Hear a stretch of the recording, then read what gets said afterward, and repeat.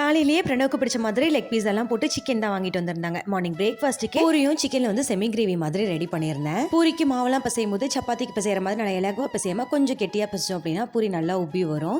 இந்த week Sunday மண்சட்டி மீன் குழம்போட beach ஸ்டைல ஃபிஷ் ஃப்ரை தான் ரெடி பண்ணியிருந்தேன். ஈவினிங் 6 o'clock நம்ம சேனல்ல அப்லோட் ஆகிற லாங் வீடியோல ரெசிபி ஷேர் பண்ணியிருக்கேன். ஃப்ரீயா இருந்தீங்கன்னா செக் பண்ணி பாருங்க. இன்னைக்கு சிக்கன் கிரேவி வெங்காயம் தக்காளி எல்லாம் வதக்கினதுக்கு அப்புறமா கொஞ்சமா குழம்பு மிளகாத்தூள் சிக்கன் போட்டு நல்லா வதக்கி விட்டுட்டு தேங்காய் அரைச்சி ஊற்றி யூஸ்வலா எப்பவும் வைக்கிற மாதிரி தான் கிரேவி வந்து ரெடி பண்ணியிருந்தேன்.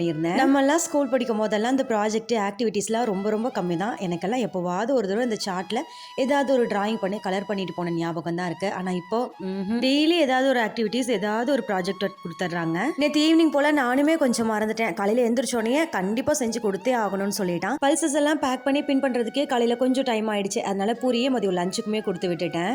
தம்பி ஸ்கூலுக்கு கிளம்புனதுக்கு அப்புறமா தான் செடிக்கெல்லாம் தண்ணி ஊற்றுற வேலையே பார்த்தேன். எக்ஸ்பயர் ஆன டேப்லெட்லாம் கொஞ்சம் இருந்தது, அதெல்லாம் ரோஸ் செடிக்கு கொஞ்சம் போட்டு விட்டுட்டேன்.